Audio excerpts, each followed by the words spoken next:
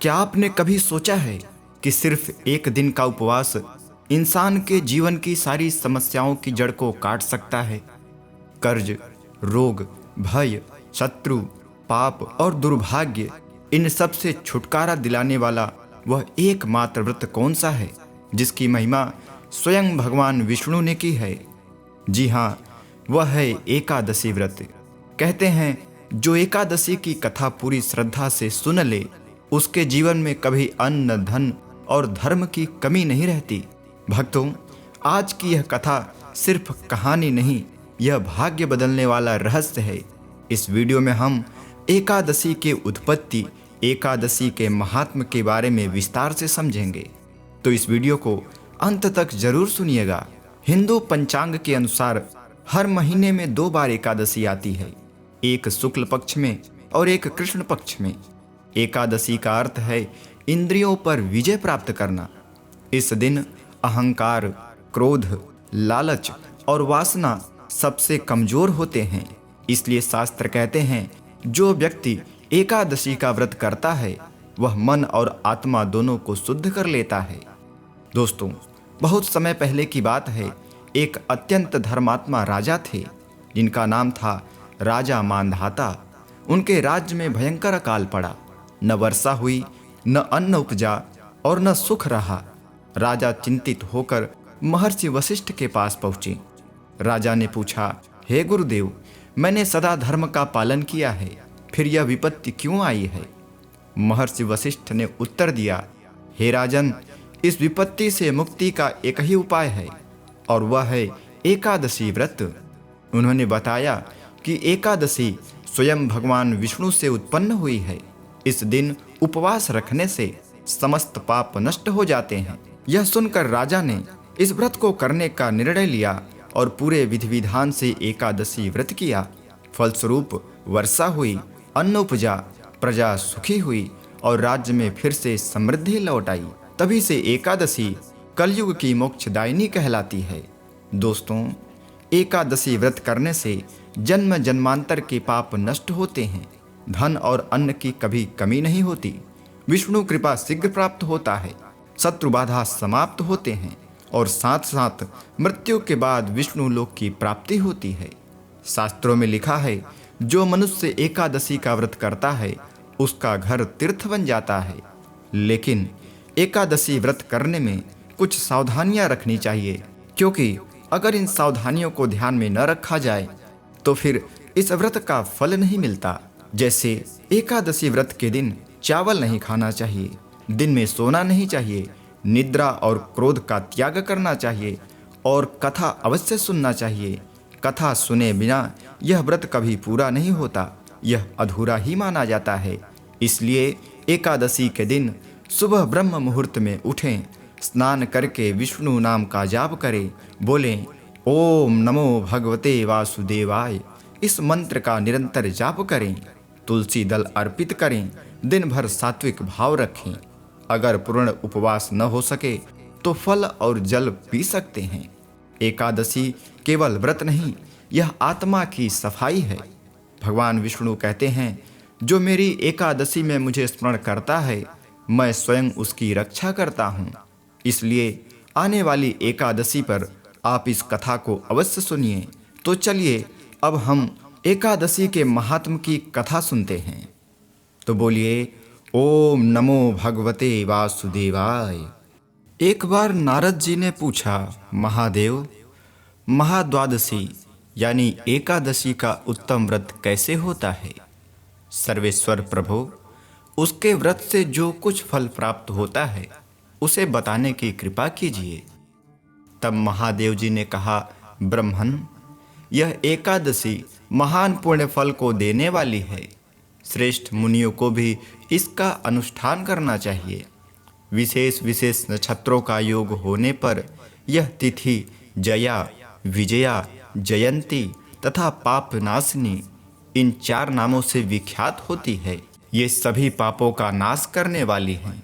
इनका व्रत अवश्य करना चाहिए। जब शुक्ल पक्ष की एकादशी को पुनर्वसु नक्षत्र हो तो वह उत्तम तिथि जया कहलाती है। उसका व्रत करके मनुष्य निश्चय ही पाप से मुक्त हो जाता है। जब शुक्ल पक्ष की द्वादशी को श्रवण नक्षत्र हो तो वह उत्तम तिथि विजया के नाम से विख्यात होती है। उसमें किया हुआ दान और ब्राह्मण भोजन सहस्त्र गुना फल देने वाला है तथा होम और उपवास तो सहस्त्र गुने से भी अधिक फल देता है। जब शुक्ल पक्ष की द्वादशी को रोहिणी नक्षत्र हो तो वह तिथि जयंती कहलाती है। वह सब पापों को हरने वाली है। उस तिथि को पूजित होने पर भगवान गोविंद निश्चय ही मनुष्य के सब पापों को धो डालते हैं। जब कभी शुक्ल पक्ष की द्वादशी को पुष्य नक्षत्र हो तो वह महापुण्यमयी पाप नाशनी तिथि कहलाती है। जो 1 वर्ष तक प्रतिदिन 1 प्रस्थ तिल दान करता है तथा जो केवल पाप नाशनी एकादशी को उपवास करता है, उन दोनों का पुण्य समान होता है। उस तिथि को पूजित होने पर संसार के स्वामी सर्वेश्वर श्री हरि संतुष्ट होते हैं तथा प्रत्यक्ष दर्शन भी देते हैं। उस दिन प्रत्येक पुण्य कर्म का अनंत फल माना गया है। सगर नंदन कुकुस्थ, नहुस तथा राजा गाधिन ने उस तिथि को भगवान की आराधना की, जिससे भगवान ने इस पृथ्वी पर उन्हें सब कुछ दिया था। इस तिथि के सेवन से मनुष्य 7 जन्मों के कायिक, वाचिक और मानसिक पाप से मुक्त हो जाता है। इसमें तनिक भी संदेह नहीं है। पुष्य नक्षत्र से युक्त एकमात्र पाप नाशनी एकादशी का व्रत करके मनुष्य 1000 एकादशियों के व्रत का फल प्राप्त कर सकता है। उस दिन स्नान, दान, जप, होम, स्वाध्याय और देव पूजा आदि जो कुछ भी किया जाता है उसका अच्छा फल माना गया है। इसलिए प्रयत्न पूर्वक इसका व्रत करना चाहिए। जिस समय धर्मात्मा राजा युधिष्ठिर पंचम अश्वमेध यज्ञ का स्नान कर चुके, उस समय उन्होंने यदुवंशावतंस भगवान श्री कृष्ण से इस प्रकार प्रश्न किया। युधिष्ठिर बोले, प्रभो, नक्त व्रत तथा एक भुक्त व्रत का पुण्य एवं फल क्या है? जनार्दन, यह सब मुझे बताइए। तब श्री भगवान ने कहा, कुंती नंदन, हेमंत ऋतु में जब परम कल्याणमय मार्ग शीर्ष मास आए तब उसके कृष्ण पक्ष की द्वादशी तिथि को उपवास यानी व्रत करना चाहिए। उसकी विधि इस प्रकार है। दृढ़ता पूर्वक उत्तम व्रत का पालन करने वाला शुद्ध चित्त पुरुष दशमी को सदा एक भुक्त रहे अथवा शौच संतोषादि नियमों के पालन पूर्वक नक्त व्रत के स्वरूप को जानकर उसके अनुसार एक बार भोजन करे। दिन के 8वें भाग में जब सूर्य का तेज मंद पड़ जाता है उसे नक्त जानना चाहिए। रात को भोजन करना नक्त नहीं है। गृहस्थ के लिए तारों को दिखाई देने पर नक्त भोजन का विधान है और सन्यासी के लिए दिन के 8वें भाग में, क्योंकि उसके लिए रात में भोजन का निषेध है। कुंती नंदन, दशमी की रात व्यतीत होने पर एकादशी को प्रातः काल व्रत करने वाला पुरुष व्रत का नियम ग्रहण करे और सवेरे तथा मध्याह्न को पवित्रता के लिए स्नान करे। कुएं का स्नान निम्न श्रेणी का है, बावली में स्नान मध्यम श्रेणी, पोखरे में उत्तम तथा नदी में उससे भी उत्तम माना गया है। जहाँ जल में खड़ा होने पर जल जंतुओं को पीड़ा होती हो, वहाँ स्नान करने पर पाप और पुण्य बराबर हो जाता है। यदि जल को छानकर शुद्ध कर लें तो घर पर भी स्नान करना उत्तम माना गया है। इसलिए पांडव श्रेष्ठ घर पर उक्त विधि से स्नान करें। स्नान के पहले यह मंत्र पढ़कर शरीर में मृत्तिका लगा लें। अश्वक्रांते रथक्रांते विष्णुकांते वसुंधरे मृत्तिके हर में पापम यन्मया पूर्व संचितम। अर्थात वसुंधरे, तुम्हारे ऊपर अश्व और रथ चला करते हैं। भगवान विष्णु ने भी वामन अवतार धारण कर तुम्हें अपने पैरों से नापा था। मैंने पूर्व काल में जो पाप संचित किया है उस मेरे पाप को हर लो। इसके बाद व्रती पुरुष को चाहिए कि वह एक चित्त और दृढ़ संकल्प होकर क्रोध तथा लोभ का परित्याग करे। अंत्यज, पाखंडी, मिथ्यावादी, ब्राह्मण निंदक, अगम्या, स्त्री के साथ गमन करने वाले, अन्याय, दुराचारी, परम धनहारी तथा पर स्त्रीगामी मनुष्य से वार्तालाप न करें। भगवान केशव की पूजा करके उन्हें नैवेद्य भोग लगाएं। घर में भक्ति युक्त मन से दीपक जलाकर रखें। पार्थ, उस दिन निद्रा और मैथुन का त्याग करना चाहिए। धर्मशास्त्र से मनोरंजन करते हुए संपूर्ण दिन व्यतीत करें। नृपश्रेष्ठ, भक्ति युक्त होकर रात्रि में जागरण करना चाहिए। ब्राह्मणों को दक्षिणा दे और प्रणाम करके उनसे त्रुटियों के लिए क्षमा मांगें। जैसे कृष्ण पक्ष की एकादशी है वैसे ही शुक्ल पक्ष की भी है। इसी विधि से उसका भी व्रत करना चाहिए। पार्थ, द्विज को उचित है कि वह शुक्ल और कृष्ण पक्ष की एकादशी के व्रती लोगों में भेद बुद्धि न उत्पन्न करे। शंखोद्धार तीर्थ में स्नान करके भगवान गदाधर का दर्शन करने से जो पुण्य होता है तथा संक्रांति के अवसर पर 4 लाख का दान देकर जो पुण्य प्राप्त होता है वह सब एकादशी व्रत के 16वीं कला के बराबर भी नहीं है। प्रभास क्षेत्र में चंद्रमा और सूर्य के ग्रहण के अवसर पर स्नान दान से जो पुण्य होता है वह निश्चय ही एकादशी को उपवास करने वाले मनुष्यों को मिल जाता है। केदार क्षेत्र में जल पीने से पुनर्जन्म नहीं होता। एकादशी का भी ऐसा ही महात्म्य है।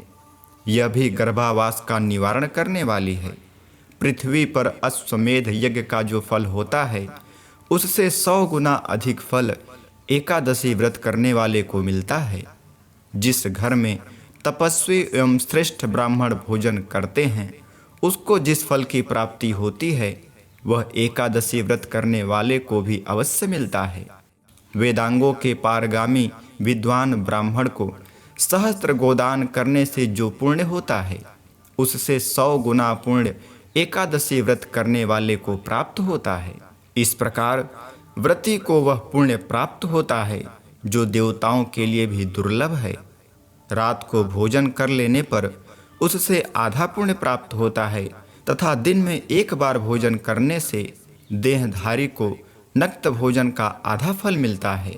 जीव जब तक भगवान विष्णु के प्रिय दिवस एकादशी को उपवास नहीं करता तभी तक तीर्थ, दान और नियम अपने महत्व की गर्जना करते हैं। इसलिए पांडव श्रेष्ठ, तुम इस व्रत का अनुष्ठान करो। कुंती नंदन, यह गोपनीय एवं उत्तम व्रत है जिसका मैंने तुमसे वर्णन किया है। हजारों यज्ञों का अनुष्ठान भी एकादशी व्रत की तुलना नहीं कर सकता। तब युधिष्ठिर ने पूछा, भगवन, पुण्यमयी एकादशी तिथि कैसे उत्पन्न हुई? इस संसार में क्यों पवित्र मानी गई तथा देवताओं को कैसे प्रिय हुई? तब श्री भगवान बोले, कुंती नंदन, प्राचीन समय की बात है। सत्ययुग में मूर नामक दानव रहता था। वह बड़ा ही अद्भुत, अत्यंत रौद्र तथा संपूर्ण देवताओं के लिए भयंकर था। उस काल रूपधारी दुरात्मा महासुर ने इंद्र को भी जीत लिया था। संपूर्ण देवता उससे परास्त होकर स्वर्ग से निकाले जा चुके थे और शंकित तथा भयभीत होकर पृथ्वी पर विचरा करते थे। एक दिन सब देवता महादेव जी के पास गए। वहां इंद्र ने भगवान शिव के आगे सारा हाल कह सुनाया। इंद्र बोले, महेश्वर, ये देवता स्वर्गलोक से भ्रष्ट होकर पृथ्वी पर विचरते हैं। मनुष्यों में रहकर इनकी शोभा नहीं होती।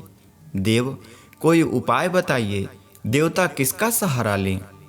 महादेव जी ने कहा, देवराज, जहाँ सबको शरण देने वाली, सबकी रक्षा में तत्पर रहने वाली जगत के स्वामी भगवान गरुड़ध्वज विराजमान हैं, वहाँ जाओ, वे तुम लोगों की रक्षा करेंगे।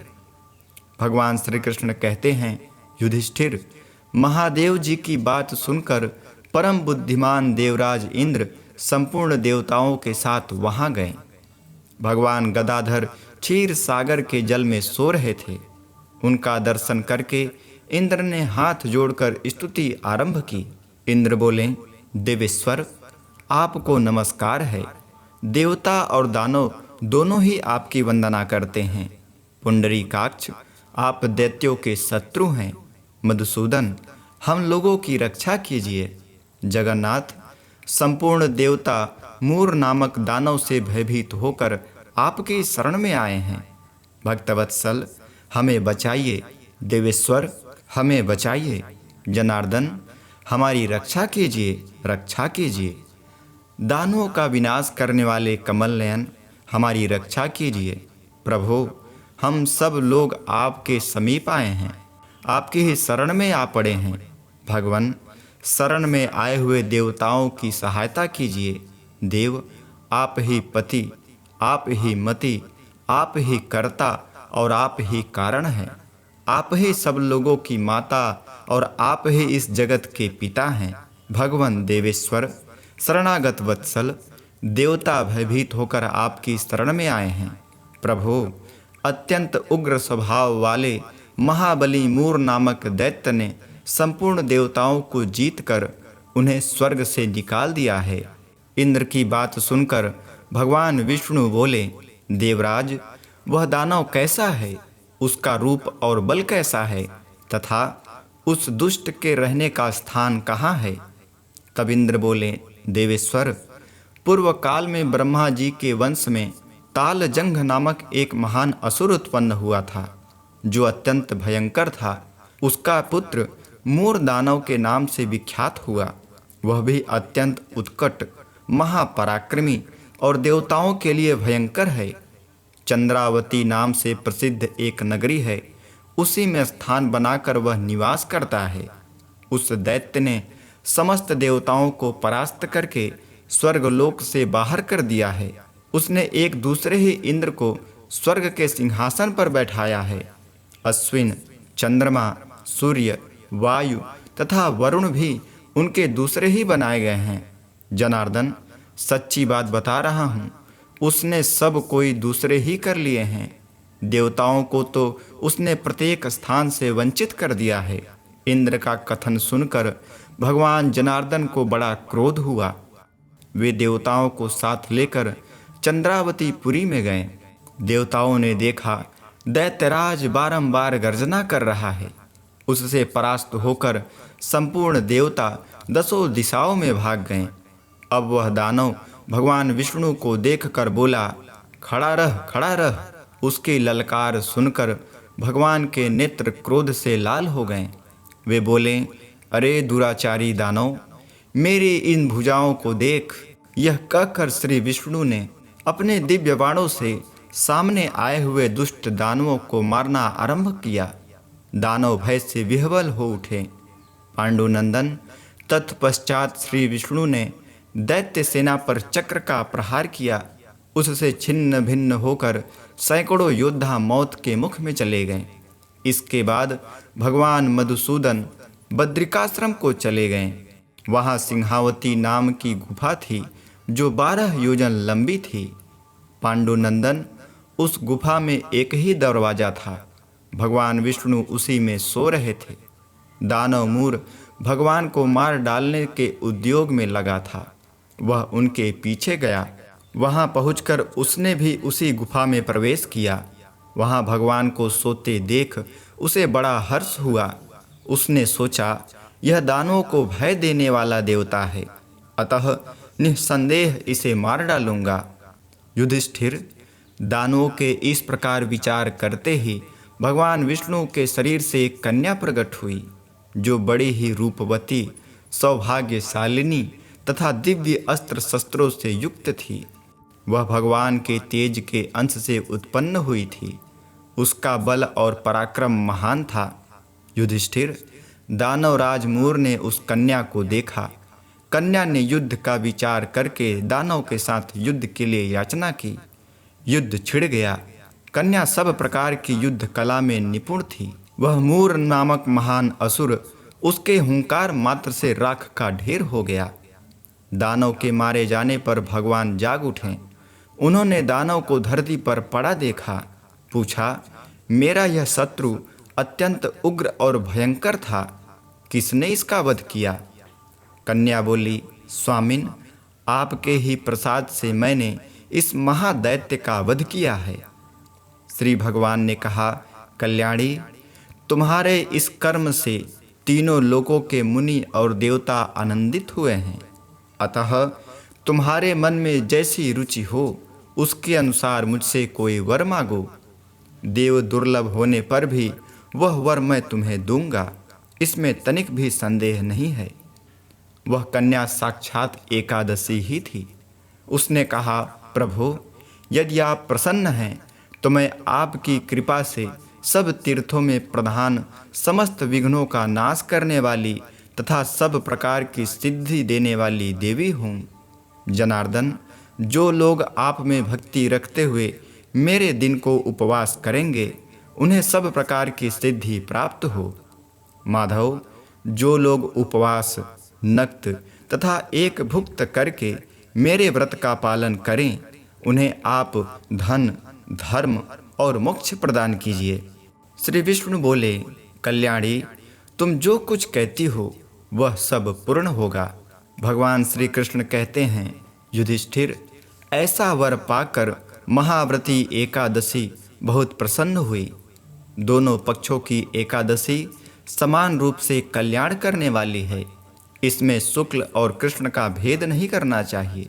यदि उदय काल में थोड़ी सी एकादशी, मध्य में पूरी द्वादशी और अंत में किंचित त्रयोदशी हो तो वह त्रिस्पृशा एकादशी कहलाती है। वह भगवान को बहुत ही प्रिय है। यदि एक त्रिस्पृशा एकादशी को उपवास कर लिया जाए तो 1 सहस्त्र एकादशी व्रतों का फल प्राप्त होता है तथा इसी प्रकार द्वादशी में पारण करने पर सहस्त्र गुना फल माना गया है। अष्टमी, एकादशी, षष्ठी, तृतीया और चतुर्दशी ये यदि पूर्व तिथि से विद्ध हो तो उनमें व्रत नहीं करना चाहिए। परिवर्तनी तिथि से युक्त होने पर ही इनमें उपवास का विधान है। पहले दिन दिन में और रात में भी एकादशी हो तथा दूसरे दिन केवल प्रातः काल एक दंड एकादशी रहे तो पहली तिथि का परित्याग करके दूसरे दिन की द्वादशी युक्त एकादशी को ही उपवास करना चाहिए। यह विधि मैंने दोनों पक्षों की एकादशी के लिए बताई है। जो मनुष्य एकादशी को उपवास करता है वह बैकुंठ धाम में, जहाँ साक्षात भगवान गरुड़ध्वज विराजमान हैं, जाता है। जो मानव हर समय एकादशी के महात्म्य का पाठ करता है उसे सहस्त्र गोदानों के पुण्य का फल प्राप्त होता है। जो दिन या रात में भक्ति पूर्वक इस महात्म्य का श्रवण करते हैं वे निस्संदेह ब्रह्म हत्या आदि पापों से मुक्त हो जाते हैं। एकादशी के समान पापनाशक व्रत दूसरा कोई नहीं है।